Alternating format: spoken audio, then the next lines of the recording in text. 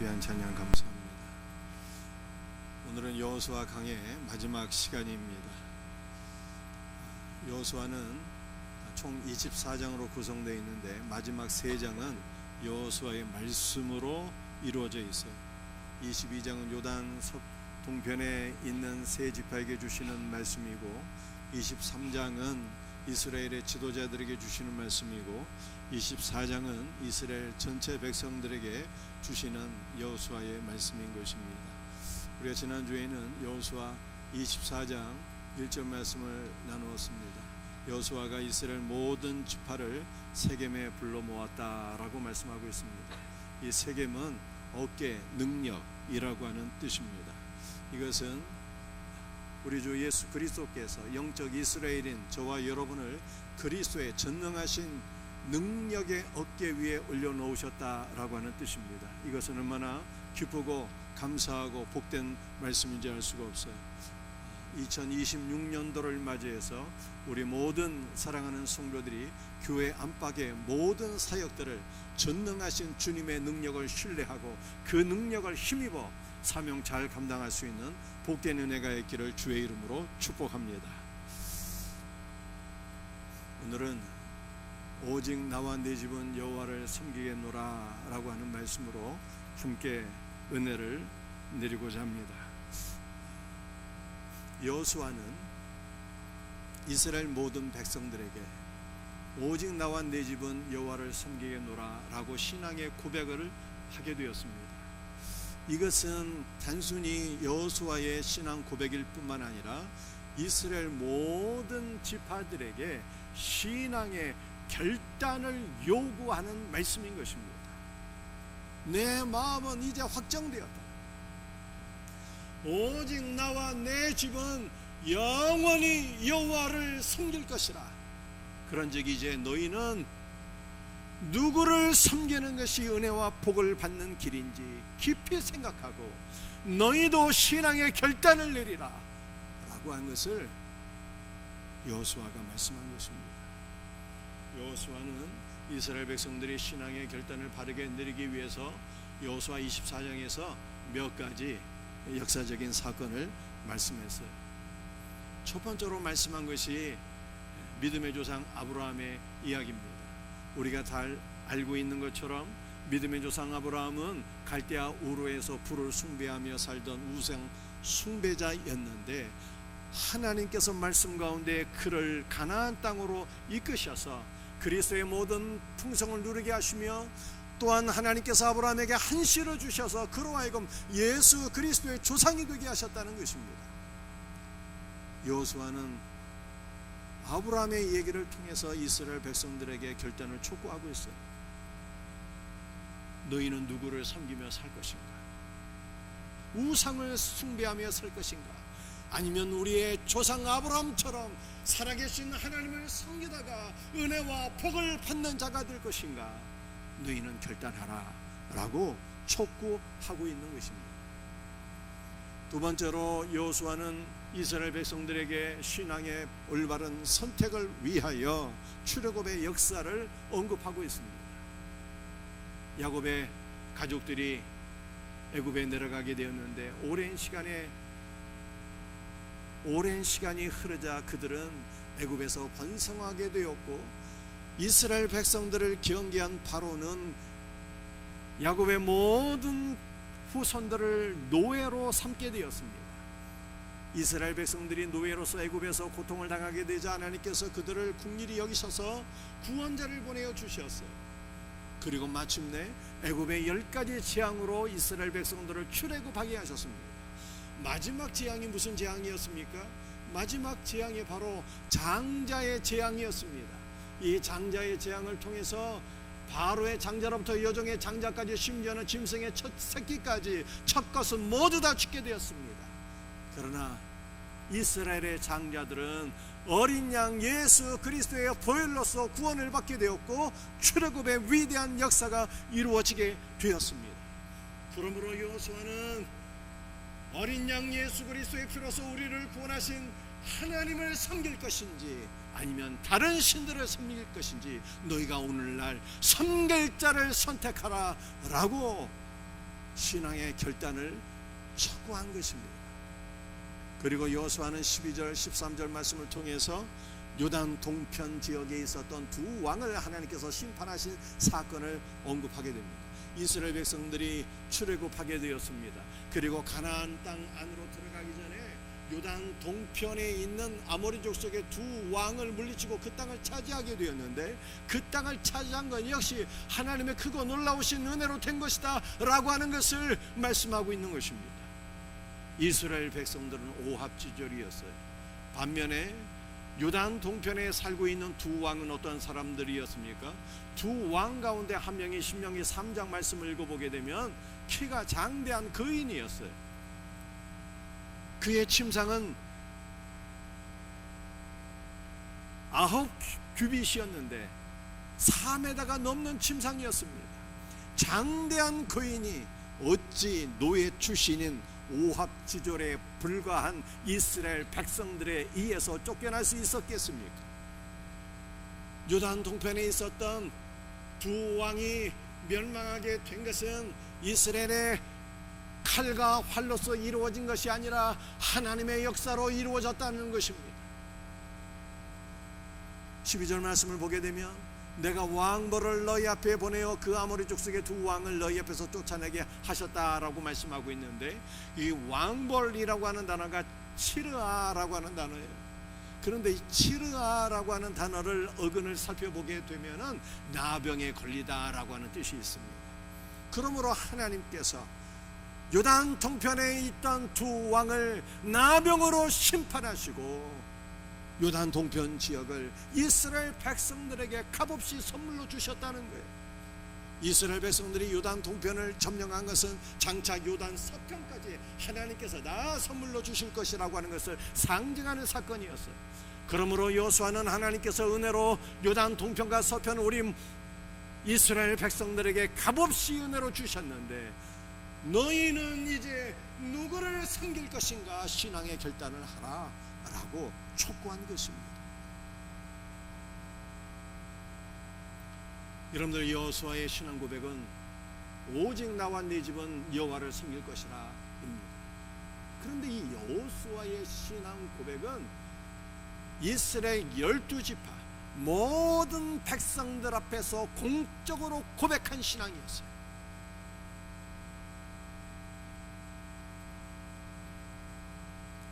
무엇이 참된 신앙일까요?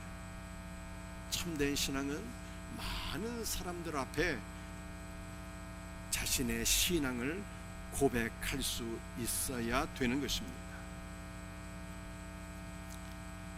남녀가 사랑에 빠지게 되면 잠시는 뜨거운 사랑을 할 수 있지만 그 사랑은 쉽게 깨질 수가 있습니다. 반면에 남녀가 결혼을 하고 혼인신고를 하게 되면 그 사랑은 법적으로 보호를 받게 되고 쉽게 헤어질 수가 없어요. 예수님과 우리와의 관계도 마찬가지입니다. 우리는 예수 그리스도를 구원자와 주님으로 믿을 뿐만 아니라 공적으로 많은 사람들 앞에서 나는 예수 그리스도를 믿는 그리스도인입니다 라고 하는 것을 고백할 수 있어야 합니다. 많은 사람들 앞에서 여호수아처럼 자신의 신앙을 고백하는 것이 참된 신앙이에요. 사도 바울은 로마서 10장 10절에서 이렇게 말씀하고 있습니다. 사람이 마음으로 믿어 의에 이르고 입으로 신하여 구원에 이르느니라. 마음으로 예수 그리스도를 구원자와 주님으로 믿을 뿐만 아니라 입으로 예수 그리스도를 시인해야 된다는 것입니다. 예수님께서 유일한 구원자가 되시고 유일한 하나님이 되신다라고 하는 것을 입으로 시인은 하는 자가 구원을 받게 된다라고 사도 바울은 말씀하고 있어요. 여기서 입으로 시인한다라고 하는 것은 많은 사람들 앞에서 내가 예수 그리스도를 믿습니다라고 하는 것을 고백하는 것을 의미하는 것입니다. 사랑하는 성도들이여, 사도 바울은 어떤 시대의 사람입니까? 사도 바울은 이스라엘 사람인데 이 당시 이스라엘은 로마의 속국이었어요. 로마가 이스라엘을 비롯한 고대 근동과 거의 전 세계를 점령하던 시절이었습니다. 그리고 사도 바울 시대의 로마 황제는요, 그 유명한 폭군 네로였어요. 네로는 자신을 신으로 숭배하지 않는 이스라엘 성도들, 크리스찬들을 무참히 학살했습니다. 그러므로 이스라엘 백성들 가운데 예수를 믿는 신자들이 많은 사람들 앞에서 나는 크리스찬입니다, 나는 예수 그리스도를 나의 구원자로 믿습니다, 이렇게 신앙 고백을 하는 것은요, 자칫 목숨을 잃을 수도 있는 매우 위험한 일인 것입니다. 그러나 성경은 자신의 믿음을 공적으로 고백하는 자가 구원을 받을 수 있다, 이렇게 말씀하고 있어요. 왜냐하면 마태복음 10장 33절에서 주께서 말씀하시기를 누구든지 사람 앞에서 나를 부인하면 나도 하늘에 계신 내 아버지 앞에서 그를 부인하리라 라고 말씀하셨기 때문입니다.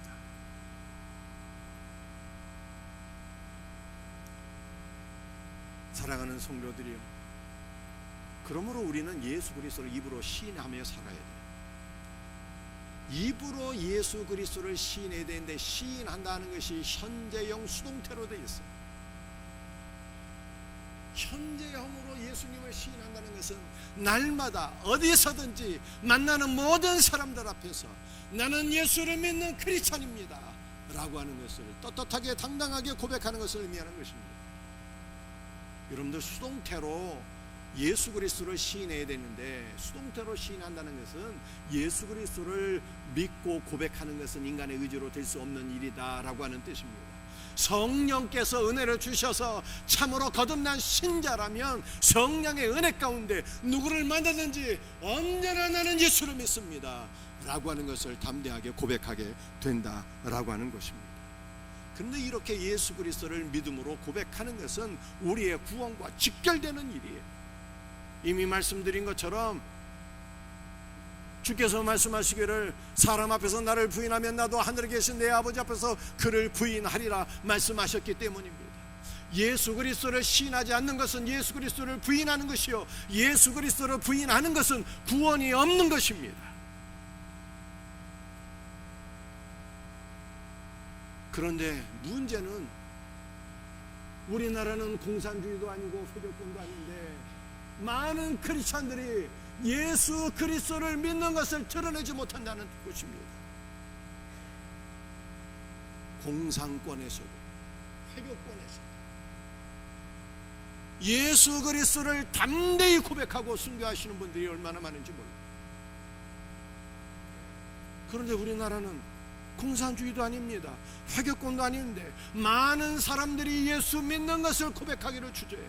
부끄럽게 생각하는 것입니다. 여러분들은 어떻습니까? 직장에서 식사하실 때 식사 기도하고 식사하고 계십니까? 여러분들 직장에서 여러분의 동료들이 여러분이 크리스찬인 것을 다 알고 있습니까? 우리는 신앙생활할 때 내가 믿는 예수님을 자랑스럽게 여기면서 나는 예수를 믿는 신자입니다 라고 하는 것을 모든 사람에게 선포할 수 있어야 되는 것입니다. 만약 여러분들이 예수 믿는 것을 부끄럽게 생각한다면 그것은 예수님을 부끄럽게 생각하는 것이고, 이것이야말로 회개할 일이 아닐 수가 없어요. 사랑하는 성도들이여, 예수님은 저와 여러분들을 어떻게 생각하실까요? 우리 예수님은 저와 여러분들을 사랑하시고 자랑스럽게 여기시는 분이에요. 스바냐 3장 17절에서 이렇게 말씀하고 있습니다. 이 말씀 한번 우리 한번 같이 읽어보십시다. 너희 하나님 여호와가 너희 가운데 계시니 그는 구원을 베푸실 전능자이시라. 그가 너로 말미암아 기쁨을 이기지 못하시며 너를 잠잠히 사랑하시며 너로 말미암아 즐거이 부르며 기뻐하시리라 하리라. 스바냐 3장 17절에서 우리 예수님을 우리를 얼마나 사랑하시는지 삼중으로 사랑하신다라고 말씀하고 있어요. 그가 너로 말미암아 기쁨을 이기지 못하시며 얼마나 사랑하시는지, 우리를 바라보기만 하셔도 기쁨이 충만하고 그 기쁨을 이길 길이 없으시다는 거예요. 너를 잠잠히 사랑하시며 너로 말미암아 기뻐 춤추고 즐거이 부르신다 라고 말씀하고 계시죠. 예수님께서 우리를 이렇게 사랑하시고 자랑스럽게 생각하시며 삼중으로 사랑하신다면 우리도 예수님을 기뻐하고 사랑하되 예수님을 자랑스럽게 여기는 것이 마땅하지 않겠습니까?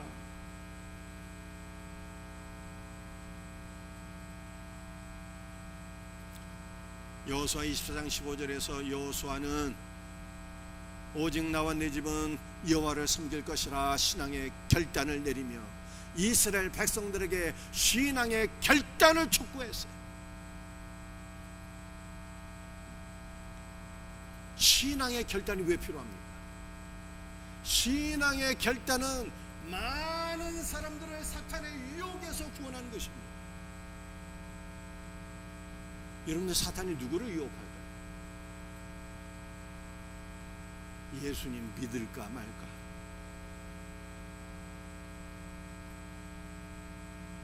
이거 늘 신앙이 흔들리는 사람들에게 사탄은 유혹을 하는 거예요. 하지만 사탄은 주 예수 그리스도를 구원자로 믿고 그를 위하여 살리라, 신앙이 확립된 사람들은요, 유혹해도 소용없다는 것을 알기 때문에 유혹하지 않습니다.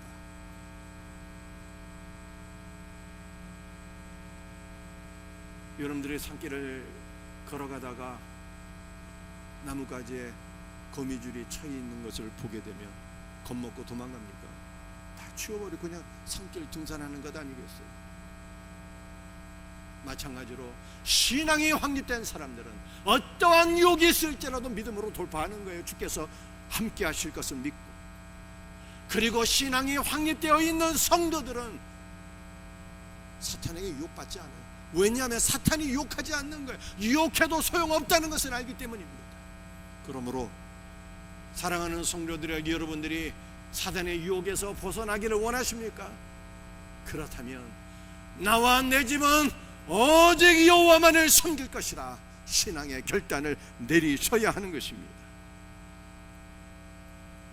신앙의 결단은요, 강력한 영향력을 미치게 됩니다. 운동 좋아하시는 분들 있습니다. 이분들은 운동의 효능을 알기 때문에 주변 사람들에게 운동을 역설합니다. 많은 사람들을 운동의 길로 이끌어요. 마찬가지로 신앙이 확립되면 주 예수 그리스도를 믿고 그를 섬기다가 은혜와 복을 받으며 그리스도 안에 있는 풍성한 은혜와 생명을 누리며 이것이 너무 좋아서, 예수 믿는 것이 너무 좋아서 나 혼자 예수를 믿을 수 없고 주변 사람들을 예수 그리스도 안으로 이끄는 것입니다. 신앙이 확립되면 주변 사람들에게 영향력을 미치는 크리스찬이 될 수가 있어요. 그러나 신앙이 확립되지 못한 분들은 사단의 유혹을 받아서 이리 흔들리고 저리 흔들리고 주변의 사람들에게 그 어떠한 영향력도 미치지 못하는 사람이 되는 것입니다. 사사기 5장 23절 말씀 한번 읽어보겠습니다. 여호와의 사자의 말씀에 메로스를 저주하라. 너희가 거듭거듭 그 저민들을 저주할 것은 그들이 와서 여호와를 돕지 아니하며 여호와를 도와 용사를 치지 아니함이니라. 여러분들, 메로스 주민을 저주하라고 말씀하셨어요. 메로스는 어떤 특정한 사람이 아니라 지역을 가리키는 거예요. 그런데 메로스 주민을 저주하라고 말씀하셨잖아요. 한글 성경을 보게 되면 저주하라고 하는 단어가 2번 반복되고 있죠. 그런데 사사기 5장 23절 말씀을 원문으로 보게 되면 저주하라가 3번 반복되고 있어요. 메로스를 저주하라, 저주하라, 저주하라 이렇게 말씀하셨습니다. 하나님께서 3번이나 메로스를 저주하라고 말씀하셨으니 메로스가 어찌 복을 받을 수가 있겠습니까? 그렇다면 메로스에 사는 사람들은 왜 저주를 받은 것입니까? 그들이 여호와를 대항하여 적개심을 갖고 싸운 것입니까? 그것이 아니었어요. 메로스에 사는 주민들이 저주를 받은 것은 여호와를 돕지 않았기 때문이다 라고 말씀하고 있습니다. 이것이 도대체 무슨 말씀입니까? 사사기 말씀을 보게 되면 여사사 드보라가 있습니다. 이 드보라가 바락이라고 하는 군대 장관을 불러서 가나안 야빈의 군대 장관 시스라의 군대를 대적하게 하는데, 이스라엘을 가나안 야빈의 손에서 구원하기 위하여 대적하는데, 그때 메로스 주민들이 여호와를 돕지 않았다는 거예요. 메로스 주민들이 여사사 드보라를 돕지 않았다는 뜻입니다. 그러므로 저주를 받았다. 이 사사기 5장 23절 말씀은 오늘 우리들에게 적용해야 되는 것입니다. 사사기 5장 23절 말씀은 우리가 예수 그리스도를 믿고 그를 위하여 살아야 되는데, 예수 그리스도를 위하여 살지 않는다면 저주를 받게 된다라고 하는 뜻입니다. 요한계시록 말씀을 읽어보게 되면 예수님께서는 라오디게아 교회 성도들에게 이렇게 말씀하셨어요. 내가 뜨겁지도 아니하고 차갑지도 아니하니 내가 너를 내 입에서 토하여 내치리라. 뜨겁든지 차갑든지 둘 중에 하나를 선택하라 라고 말씀하셨어요. 믿는 것도 아니고 안 믿는 것도 아니고, 미적지근한 신앙은요 결단코 예수님께 인정받을 수가 없어요. 미적지근하게 신앙생활 하시는 분들은 내가 너를 내 입에서 토하여 내치리라 주께서 말씀하셨으니 결단코 구원받을 수가 없는 것입니다.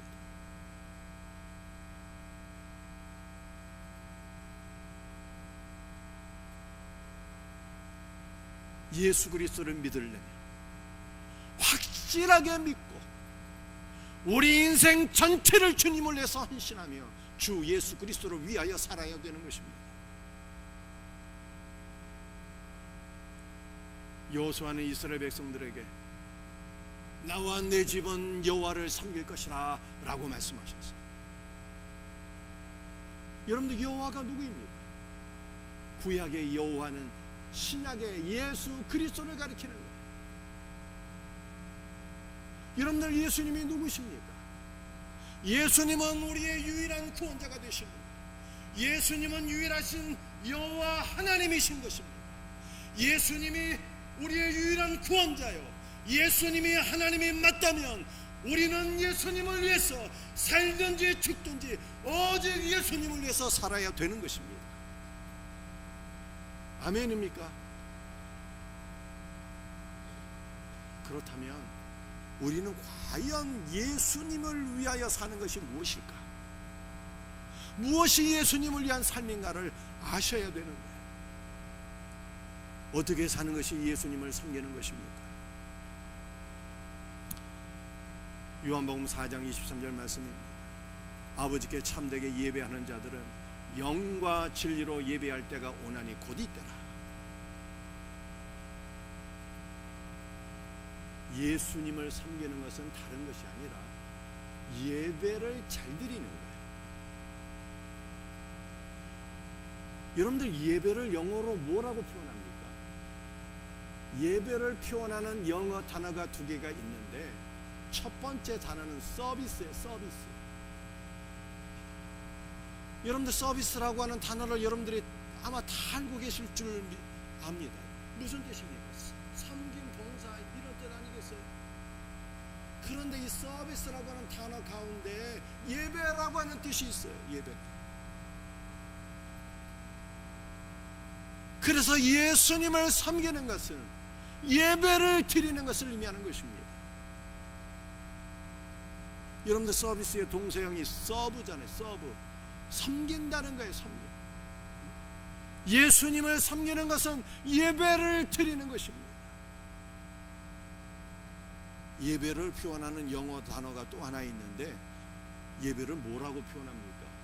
워십이라고 하잖아요. 한번 좀 들어보셨죠? 워십이라고 해요. 그런데 이 워십이라고 하는 영어 단어는 worth라고 하는 단어에서 나왔는데, worth, worth라고 하는 이 단어는요, 가치를 준다는 거예요. 가치를.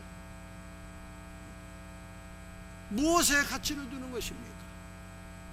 우리를 구원하신 유일한 구원자 예수 그리스도, 우리의 하나님이 되신 예수 그리스도께 최고의 가치를 두는 자가 하나님 앞에 예배자가 되는 것이고, 이 예배자가 하나님을 섬기는 것입니다. 예배는 시간이 남아서 드리는 것이 아니에요. 그런 예배 하나님 안 받으십니다. 얼마든지 놀 것이 많이 있지만 날 구원하신 예수님이 너무 좋아서 예수님께 최고의 가치를 두게 될 때 노는 거 포기하고 주의를 성수하고 예배자가 되는 거예요. 돈 벌 것도 많이 있지만 돈보다도 예수님이 너무 좋아서 예수님께 최고의 가치를 두는 자가 돈도 포기하고 하나님 앞에 예배를 드리는 거예요. 공부도 필요하지만 우리 학생들 예수님께 최고의 가치를 두게 될 때 주님 앞에 나와 예배자가 되고, 이 예배자가 되는 것이 예수 그리스도를 섬기는 것입니다. 사랑하는 성도들, 2026년도 새해를 맞이하게 되었습니다. 여호수아의 신앙 고백이 우리의 신앙 고백도 해야 돼. 나와 내 집은 여호와를 섬기리라. 여호와를 섬기는 것은 예수님을 섬기는 것이요, 예수님을 섬기는 첫 번째 길은요, 우리가 예수님께 최고의 가치를 두고 예배를 드리는 거예요. 예배자가 될 수 있는 복된 은혜가 있기를 주 예수의 이름으로 축복합니다. 마태복음 25장 40절. 사랑하는 성도들, 예수님을 섬기는 것이 무엇일까요? 예수님을 섬기는 것은 다른 것이 아니라 교회를 섬기는 거예요. 교회는 예수님의 몸이기 때문에 그렇습니다. 예수님을 섬기는 것은 교회를 사랑하고 교회를 섬기는 거예요. 그렇다면 교회는 무엇입니까? 교회는 눈에 보이는 건물이 교회가 아니라, 여러분들 옆에 사람 얼굴 한번 바라보시기 바랍니다. 옆에 있는 우리 성도가 바로 교회인 거예요. 성도가. 그러므로 예수님을 섬기는 것은 성도를 사랑하고 섬기는 것을 의미해요. 그런데 마태복음 25장 40절에서 우리 예수님은 특별히 작은 자를 사랑하고 섬기라고 말씀하셨어요. 작은 자 한 명에 한 것이 곧 나에게 한 것이라고 말씀했습니다. 그러므로 우리는 교회 안에 있는 모든 성도들을 사랑하고 섬기되 작은 자를 섬기는 것이 예수님을 섬기는 것임을 깨달아야 되는 것입니다. 예수님께서 말씀하신 작은 자는 어떠한 사람을 가리키는 것입니까? 예수님께서 말씀하신 작은 자는 사회적인 약자를 가리키는 거예요. 이것을 오늘날 우리 교회에 적용하게 되면 예수님이 말씀하신 작은 자는 어린아이들, 또 교회 안에 있는 노약자들, 우리 어르신들, 또 교회 안에 있는 작은 자는 우리 새가족들, 믿음이 작으신 분들, 새가족들을 의미합니다. 또 작은 자들은요, 교회 안에 있는 우리 성도들 가운데 육체의 질병이 있거나 여러 가지 환난과 고난 가운데 있는 분들을 의미하는 것입니다. 이런 분들을 사랑하고 긍휼히 여기며 섬기는 것이 예수님을 섬기는 것이다, 이렇게 성경이 말씀하고 있는 것입니다.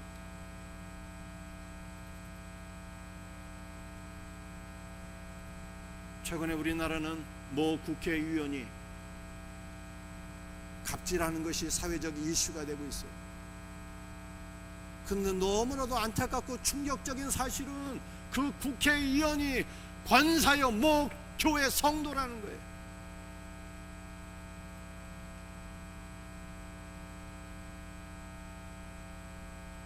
사랑하는 성도들이, 무엇이 참된 신앙입니까?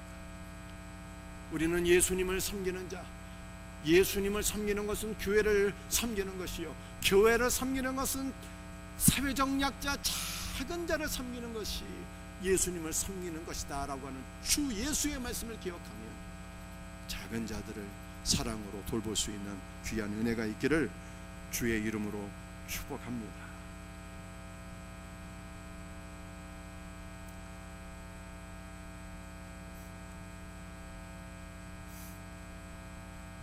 여러분들 이 말씀을 잘 들으셔야 돼요. 오늘 본문 24장 15절 말씀을 다시 한번 읽어보겠습니다. 너희가 섬길 자를 오늘 택하라. 오직 나와 내 집은 여호와를 섬기겠노라 하니. 여호수아의 신앙 고백은 오직 나와 내 집은 여호와를 섬기겠노라. 내가 아니라, 나만이 아니라 오직 나와 내 집은 여호와를 섬기겠다고 고백한 것입니다. 여러분들 집안에는 누가 있습니까? 아내도 있겠지만 자녀들이 있잖아요. 자녀들이. 이것은 여호수아가 대를 이어서 영원토록 여호와 하나님만을 섬기겠다라고 하는 신앙 고백인 것입니다.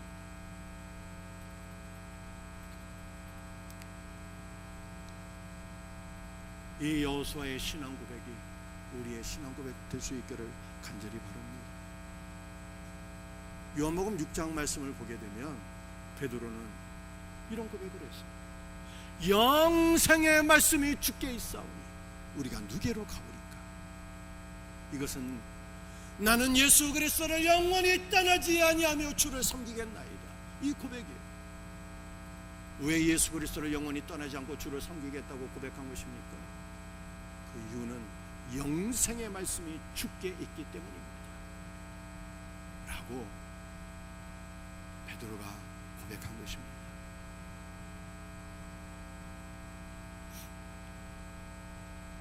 사랑하는 성도들이여, 저는 제 얘기를 좀 나눠보고 싶어요. 저는 우리 생명샘 교회를 주변의 목회자들과 잠시 얘기할 기회가 있으면 우리 생명샘 교회를 저는 이렇게 표현합니다. 우리 생명샘 교회는 작은 교회이지만 대한민국 상위 1% 안에 들어가는 교회이다. 이렇게 저는 교회를 소개해요. 여러분 동의하십니까? 왜 우리 생명샘 교회가 대한민국 상위 1%에 속하는 교회일까요? 우리 생명샘 교회 장로님 세 분이 계신데 우리 장로님들이 항상 저와 함께 교회를 기쁨으로 섬기고 있습니다. 우리 생명샘 교회 당회만큼 사랑이 넘치고 평안한 교회가 없어요. 저는 목회자이기 때문에 대한민국 교회를 너무 잘 알고 있어요. 지금 대한민국 교회 상황이 형편이 어떠한지. 그런데 우리 생명샘 교회 당회는 그 사랑과 은혜가 대한민국 상위 1%. 또한 우리 성도들이 셀리더로, 교사로, 성가대로, 찬양단으로, 주방에서, 차량 봉사로, 방송에서 눈에 보이지 않는 곳곳에서 교회를 사랑하는 마음으로 섬기고 있습니다. 이렇게 교회를 사랑으로 섬기는 성도들이 너무나도 귀하고 생명샘 교회는요 상위 1%. 여러분들 생명샘 교회가 왜 상위 1% 있겠습니까? 생명샘 교회는요 생명의 말씀이 있는 교회인 거예요. 그래서 저는 상위 1%라고 확실히 믿어요. 때문에 저는 이제까지 목회하면서요 그 어떠한 목회자도 부러워해 본 적이 없어요. 저는 재벌도 부럽지 않아요. 그 누구를 보아도 부럽게 생각한 사람이 없어요. 이때까지 아무리 대형교회 목회자가 있더라도 부럽지가 않아요. 그런데요 제가 부러운 사람들이 딱 한 부류가 있어요. 제가 부러운 사람이 딱 하나 있다니까요. 누구일까요? 윤선아 집사님, 제가 누구를 부러워하겠습니까? 제가 누구를 부러워해요? 저는요 딱 하나 부러운 사람들이 있는데 생명샘 교회 성도들이 부러워요. 왜 부러운지 아십니까?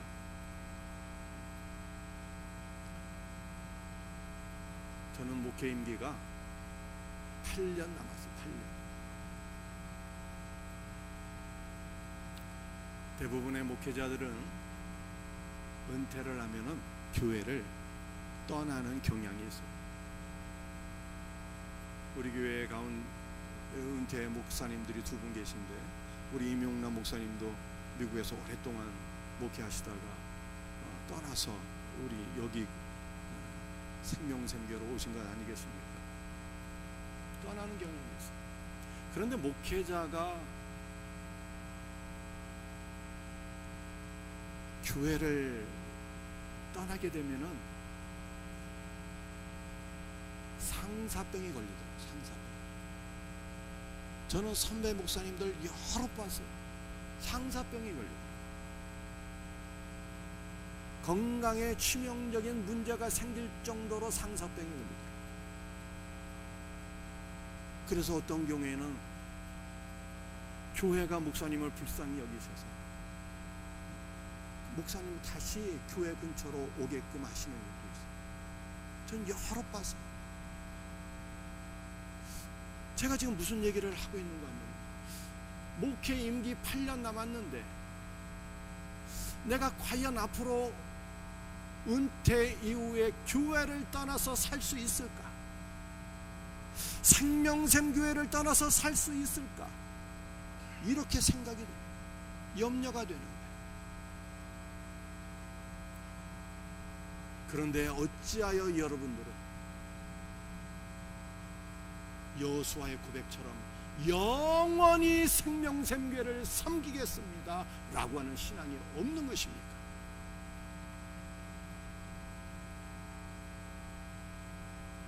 성도들 가운데 어떤 분들은 이사하면은 교회를 떠나는 분들이, 어떤 분들은 은퇴를 하게 되면 시골에 가서 살아야지 라고 생각하시는 분들도 있어요. 안타까운 일이에요.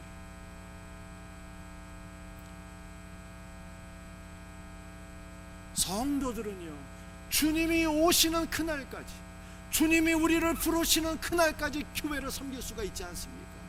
저는 이것이 가장 부러운 거예요.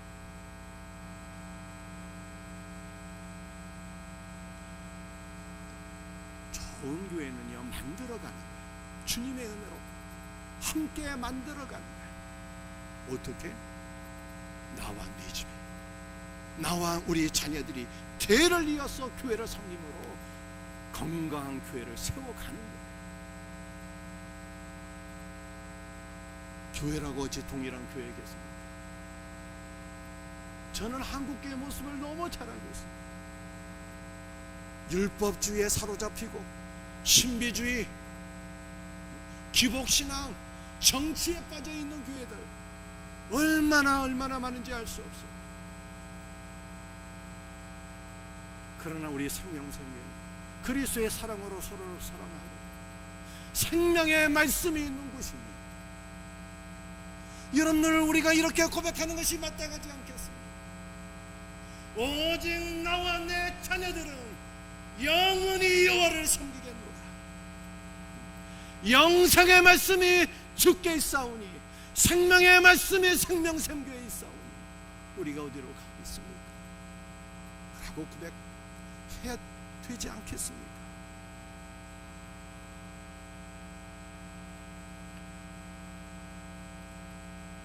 이 복된 은혜가 우리에게 있기를 축복합니다. 사랑하는 성도들이, 우리가 정말로 해야 될 것은 자녀들에게 신앙을 물려주는 거예요.